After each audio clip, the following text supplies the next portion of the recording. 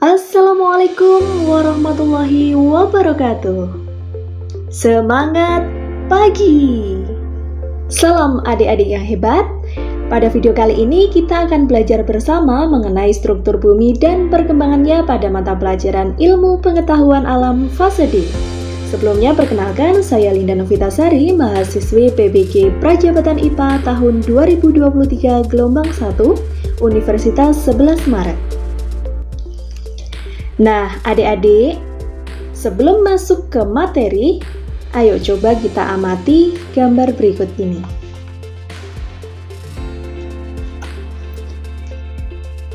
Perhatikan betapa indahnya bentang alam Indonesia. Dari nomor 1, nomor 2, nomor 3, sampai nomor 6, coba amati. Di manakah letak bentang alam tersebut dapat kita jumpai? Ada yang tahu? Coba cermati gambarnya dengan baik. Di mana kira-kira adik-adik akan menemukannya? Iya, tepat sekali. Untuk gambar yang pertama adalah bentang alam di suku Baduy. Ya, semuanya tahu ya bahwa suku Baduy itu terkenal dengan wisata budayanya dan kearifan lokalnya yang luar biasa. Kemudian yang kedua adalah Gunung Bromo, tepat sekali. Seperti yang kita tahu bahwa Gunung Bromo adalah destinasi wisata yang tidak kalah menarik dengan destinasi wisata lainnya. Kemudian yang gambar ketiga adalah kebun teh kemuning yang ada di Karanganyar. Dan yang keempat adalah penampakan laut. Kemudian yang kelima, pasti sudah tahu ya semuanya? Ya, yang kelima adalah bentang alam Sungai Bengawan Solo. Kemudian yang keenam adalah bendungan di Tirtonadi Solo. Tepat sekali. Ya, jadi semua sudah mengenal bentang alam yang ada di gambar ya. Baik, nah selanjutnya, kalau kita amati, bentang alam tersebut bentuknya apakah sama? Ya, bentang alam tersebut bentuknya berbeda. Ada yang menonjol seperti gunung, ada yang cekung seperti danau, kemudian ada sungai, laut yang tentunya berbeda-beda. Nah, pertanyaannya, mengapa bumi memiliki bentangan alam yang berbeda seperti itu? Ada yang tahu apa yang menyebabkan permukaan bumi tidak rata? Ayo coba pikirkan, pertimbangkan, cari jawabannya. Adik-adik yang hebat pasti bisa.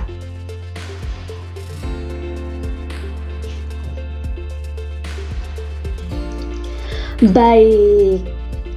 Jadi, penampakan alam bentuknya berbeda-beda itu ada penyebabnya. Nah, perubahan pada bentang alam itu diakibatkan oleh tenaga pembentuk bumi atau disebut juga tenaga geologi. Tenaga geologi adalah tenaga pembentuk relief permukaan bumi. Nah, tenaga ini sangatlah besar dan terjadinya secara alami.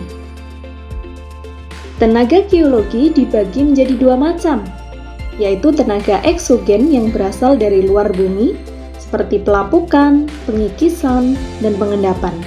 Kemudian ada tenaga endogen yang berasal dari dalam bumi. Nah, contohnya ada tektonisme, vulkanisme, dan seisme. Nah, pada bab ini kita akan lebih berfokus pada tenaga endogen ya, yang meliputi tektonisme dan vulkanisme. Tetapi sebelumnya kita mulai dulu dengan mempelajari struktur bumi. Nah, coba amati gambar bola dunia berikut. Sudah terlihat ya yang berwarna merah itu mana? Ya, tepat sekali. Yang berwarna merah adalah Nusantara, Indonesia tercinta.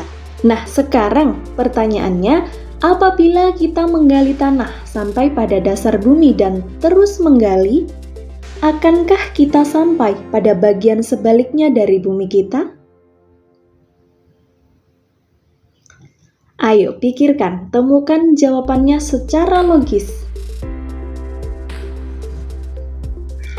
Baik, adik-adik yang hebat, jawabannya adalah tidak bisa. Jadi kita tidak bisa menggali tanah kita sampai ke bagian bumi di balik kita. Mengapa demikian? Alasannya, bumi merupakan planet yang berbentuk bulat dengan lapisan terdalam berupa inti bumi. Adapun tempat tinggal kita yang di bagian paling luar atau di permukaan itu berada di kerak bumi. Nah, struktur bumi berlapis, di mana inti bumi merupakan lapisan terdalam struktur bumi dengan suhu tertinggi. Tentunya dengan kepadatan yang tinggi pula. Nah, untuk dapat menjangkau bagian di balik bumi, berarti harus menembus inti bumi terlebih dahulu. Tentu hal ini tidak dapat dilakukan, mengingat tingginya suhu dan tekanan serta padatnya lapisan pada inti bumi. Sudah bisa dimengerti ya, jawabannya tidak bisa dan alasannya sudah disampaikan. Nah, kemudian contoh kasus yang pernah terjadi adalah pengeboran terdalam yang pernah dilakukan manusia, itu sedalam kurang lebih 12 km. Jadi pengeboran terdalam itu baru sampai kurang lebih 12 km. Padahal kalau kita tahu diameter bumi sekian kilometer, tentu belum mampu menjangkau ya pengeborannya. Nah, pengeboran tersebut tidak dapat dilakukan lebih dalam karena suhu dan tekanan yang sudah sangat ekstrim. Kedalaman pengeboran ini masih jauh untuk dapat menembus kerak bumi. Karena kita tahu bahwa kedalaman kerak bumi itu sekitar 20-70 km, apalagi mantel bumi yang tebalnya mencapai kurang lebih 2.800 km maupun inti bumi, tentunya dengan ketebalan yang lebih tinggi lagi di bawah mantel bumi. Jadi sangat tidak mungkin ya kalau misal kita melakukan penggalian atau pengeboran untuk menembus bagian bumi di balik kita, sangat mustahil karena itu artinya sepanjang diameter bumi. Baik, untuk lebih jelasnya, mari kita bersama-sama mengenal lapisan struktur bumi. Bumi memiliki 4 lapisan. Dengan lapisan yang paling luar itu namanya kerak bumi. Kemudian lapisan di bawahnya ada mantel bumi. Kemudian ada inti luar dan yang paling dalam disebut inti dalam. Dan gambar penampakannya atau penampangnya dapat disaksikan pada gambar berikut. Nah, sudah dapat dilihat ya adik-adik yang hebat? Di situ terdapat perbedaan warna pada setiap lapisannya. Hal itu mencirikan adanya perbedaan karakteristik pada tiap-tiap lapisan. Nah, bagaimana karakteristik lapisan penyusun bumi? Mari kita simak ulasan berikut. Jadi, seperti yang kita ketahui, bumi itu bentuknya bulat dengan struktur berlapis. Nah, lapisan terluar bumi disebut dengan kerak bumi. Adapun ciri-ciri dari kerak bumi yang pertama merupakan lapisan terluar. Kemudian tersusun atas tanah dan batuan yang mudah pecah dan mengandung berbagai unsur kimia seperti oksigen, silikon, besi, aluminium, kalsium, magnesium, dan natrium, serta kandungan batuan berharga seperti emas, perak, platinum, atau karbon dalam bentuk berlian dan grafit. Kemudian, lapisan kerak bumi merupakan tempat tinggal makhluk hidup, salah satunya adalah kita. Kemudian, lapisan ini merupakan bagian paling tipis di antara lapisan lainnya. Massa jenisnya sangat rendah. Itulah mengapa berada di paling luar. Adapun ketebalan dari kerak bumi mencapai 5-70 km. Lapisan berikutnya yang berada di bawah kerak bumi adalah mantel bumi. Adapun karakteristik dari mantel bumi yang pertama merupakan lapisan paling tebal dengan ketebalan 2.900 km. Kemudian berbentuk padatan, terdiri atas batuan-batuan silikat yang mengandung besi dan magnesium yang bersifat mudah bergerak. Kemudian suhunya mencapai 2.500 derajat Celcius, sangat panas ya. Kemudian, massa jenis atau kerapatannya lebih tinggi dibanding kerak bumi. Itulah mengapa mantel bumi berada di bawah kerak bumi. Nah, lapisan berikutnya yang berada di bawah mantel bumi adalah inti luar bumi.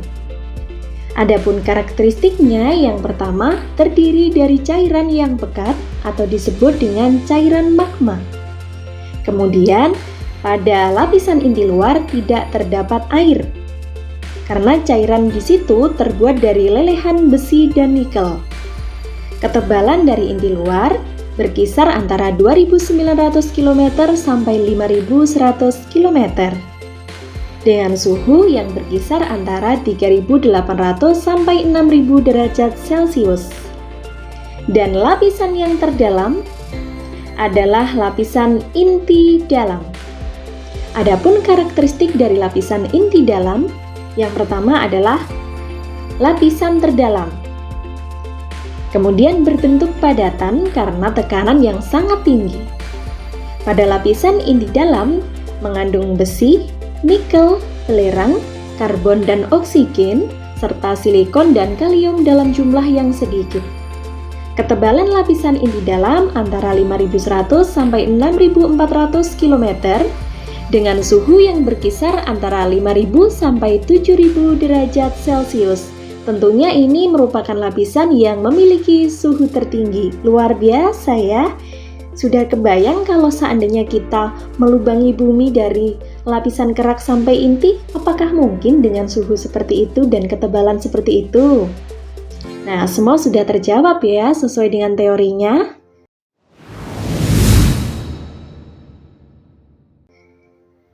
Sekian adik-adik yang hebat, materi kita mengenai struktur lapisan bumi pada video kali ini.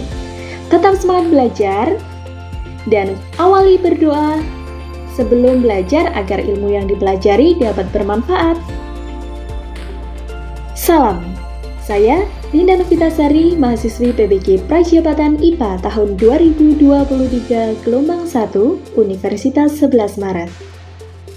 Terima kasih. Wassalamualaikum warahmatullahi wabarakatuh. Semangat pagi!